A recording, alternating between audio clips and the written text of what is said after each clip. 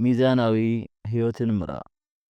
ቁርአን በሱረቱል በቀራ እንዲህ ይለናል፣ ጌታችን ሆይ በዚች ምድር መልካምን ነገር ስጠን፣ በቀጣዩም ዓለም መልካምን ነገር ለግሰን። ይህ የቁርአን አንቀጽ ለሚዛናዊ ሕይወት የቀረበ ታላቅ መርህን ያዘ ነው። እንደ አንድ ዓላማውን ለማሳካት እንደሚንቀሳቀስ ግለሰብ ለሕይወትህ ሁሉም ክፍል ተገቢውን ትኩረት እየሰጠህ መጓዝ ይኖርብሃል። ለሁሉም ነገር ሐቁን ድርሻውን ስጡ ይሉናል ታላቁ መልእክተኛ ነቢዩ ሙሐመድ ሰለላሁ ዐለይሂ ወሰለም።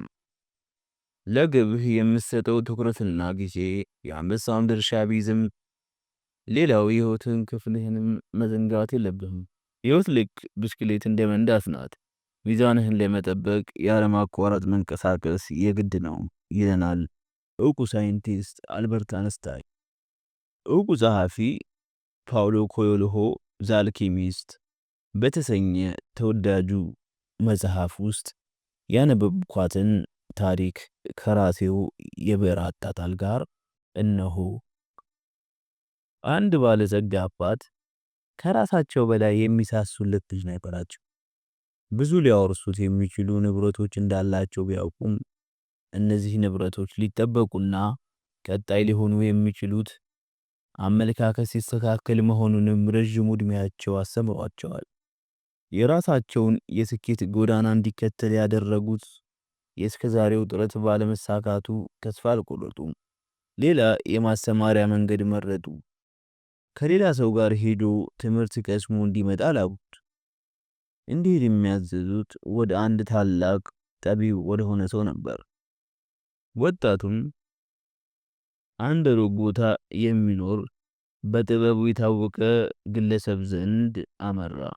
ይህ ጠቢብ ሰው ከሰው ራቅ ብሎ ጫካ ውስጥ በሚገኝ አንድ ጥንታዊ ቤተ መንግስት ውስጥ ይኖር ነበር። የሚኖርበት ታሪካዊ ህንፃ እጅግ በጣም ትልቅ፣ እጅግ ብዙና እንዲሁም ድንቅ የሆኑ ቅርሶችን የያዘ በብዙ ጎብኚዎች የተጨናነቀ ነበር። በጣም ደክሞና ዝሎ ከቦታው ሲደርስ ከብዙ ጎብኚዎች አንዱ እንደሆነ ተመለከተ። ወደ ጠቢቡ የሚወጣውና የሚገባው ምክር ፈላጊ ሰው ብዛትና አይነት ለቁጥር ይታክታል። ከእንግዳ መቀበያ ሰፊ አዳራሽ ውስጥ እንደገባ ሰፊ ጠረጴዛ ላይ የተደረደሩ ምግቦችን እንግዶቹ ሲመገቡ ተመለከተ። እርሱም ተጋራቸው። ተራውን የሚጠብቅ ሰው እንዳይሰለች ለማዝናናት አንድ ግለሰብ በአዳራሹ አንድ ጥግ ላይ ለስለስ ያለና ጣፋጭ ግጥሞችን ያነባል። ወጣቱም ለ2 ሰዓት ያህል ግጥሞችን በአንክሮ እያሰላሰለ ተራውን ሲጠብቅ ከቆየ በኋላ ወደ ጠቢቡ ገባ። የመጣህበት ጉዳይ ምንድነው? ሲል ጠቢቡ ጥያቄ አቀረበለት። ሕይወቴን ስልት በተሞላበት መንገድ ለመምራት የሚያስችለኝን ጥበብ ለመማር ነው ሲል መለሰ። ሐሳብህ ጥሩ ነው፣ ነገር ግን አሁን ትንሽ ስራ አለብኝ። ከ2 ሰዓት በኋላ ተመልሼ አገኝሃለሁ። እስከዚያው ግን አንድ ነገር እያደረግ ቆየኝ አለና ዘይት የተሞላ ማንኪያ አቀበለው። እዚያም እንዲህ አለ፣ በህንፃው ውስጥ እየተዘዋወርክ ያሉትን ድንቅ ቅርሶች በመመልከት መጠበቅ ያለብህን 2 ሰዓታት አሳልፍ።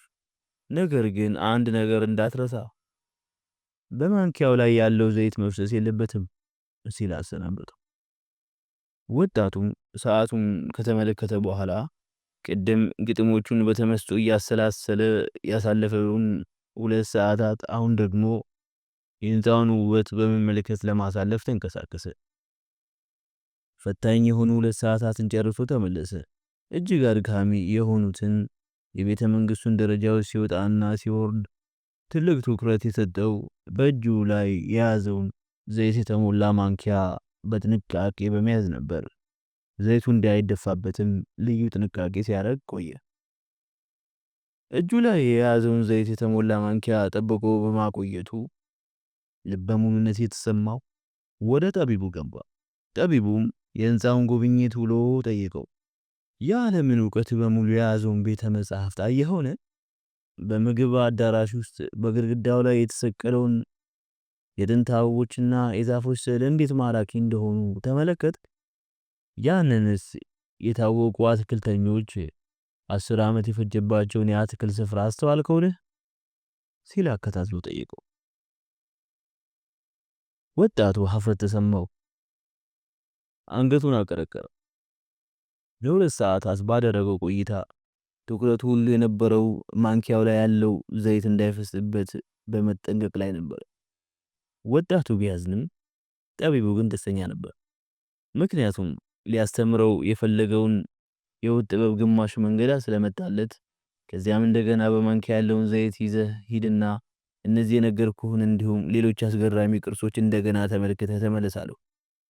ይህ ወጣት እንደ አዲስ 2 ሰዓት ሙሉ በእጁ ዘይት የተሞላውን ማንኪያ ይዞ ሲወጣና ሲወርድ እንዳይሰለቸው በማሰብ ጠቢቡ ለወጣቱ እንዲህ የሚል ምክር ሰጠው። አየህ፣ የአንድን ሰው ቤት በሚገባ ካላወቅ ያንን ሰው ማመን ያስቸግርሃል። ለኔ ምክር ዋጋ የምሰጠው ቤቴ ውስጥ ያለውን እጹብ ድንቅ ጥበብ ስታስተውል ነው። ኃላፊነቱ ፈታኝ ቢሆንም የተሰጠውን ፈተና ለመወጣት ተንቀሳቀሰ። ጉብኝቱን ቀጠለ። ባየው ነገር በጣም ተገረመ። በእርግጥም ጥበብ የተሞሉ ስዕሎችን የያዘ ቤተ መንግስት መሆኑን ተገነዘበ። ለማመን የሚያዳግቱ ቅርጻ ቅርጾችን አስተዋለ። በዚህ ጥበብ የተሞላ ቤት ውስጥ የሚኖር ሰው በእርግጥም ጥበበኛ መሆን አለበት ሲል አሰበ። ለ2 ሰዓት ሙሉ ቤተ መንግስቱን ያስዋበውን ድንቅ ጥበብ ሲመለከት ከቆየ በኋላ ከጠቢቡ ጋር ተገናኘ። ለጠቢቡ እድል ሳይሰጥ ያየውን ሁሉ በግርምት መተንተን ይዟል። ጠቢቡም ብዙ ካዳመጠው በኋላ እንዳይደፋ ያልኩ ዘይት የት አለ አለው። ወጣቱም በፍጥነት በእጁ ወደ ያዘው ማንኪያ ሲመለከት ዘይቱ ሙሉ በሙሉ ተደፍቷል። በጣም ደነገጠ። የቤቱን አሰራር ውበትና የግቢውን ድንቅ ጥበብ ሲመለከት ያገኘው ደስታ ሁሉ ጠፋበት። በተቃራኒው ግን ዳግመኛ ጠቢቡ በጣም ደስ አለው። ምክንያቱም ሊያስተምረው የፈለገው ነገር ስለተፈጸመለት። አያይዞም መጀመሪያ ሊጠይቀው ለመጣው ጥያቄ እንዲህ ሲል መልስ ሰጠው። ስኬታማ ህይወት ማለት ሚዛናዊነት የተላበሰ ህይወት መምራት መቻል ነው። ሚዛናዊነት ማለት ደግሞ ዙሪያህን እያየህ በማድነቅ ስትኖር በእጅህ ላይ ያለውን አደራ አለመዘንጋት ነው። ይህ ታሪክ ለሚዛናዊነት ህይወት አስፈላጊነትና ወሳኝነት ምሳሌ ይመስለኛል። ሁሌም ቢሆን ከሚዛናዊነት ጎራ መውጣት የለብህም። በዙሪያ ላሉ ሁሉ ድርሻቸውን ስጥ። ለአካልህ፣ ለጤናህ፣ ለትዳርህ፣ ለራስህ፣ ለትምህርትህ፣ ሁሉም በአንተ ላይ ሀቅ ላላቸው ሁሉ የሚገባቸው ድርሻ ስጥ። ስለዚህ ወደ ስኬት ስታቀና ሰማይን ከምድር፣ ስጋን ከመንፈስ፣ ዱንያን ከቀጣዩ ዓለም አትለይ። ለሁሉም ድርሻቸውን ስጥ። ሚዛናዊነት የስኬትን በር ይከፍታልና ህይወትህን ከዚህ አንጻር ቃኘው። ወደ ስኬት የምታደርገውን ግስጋሴ አሰልቺ እንዳይሆን ለሁሉም እኛነታችን ተገቢውን ትኩረት መስጠት ይጠበቅብናል።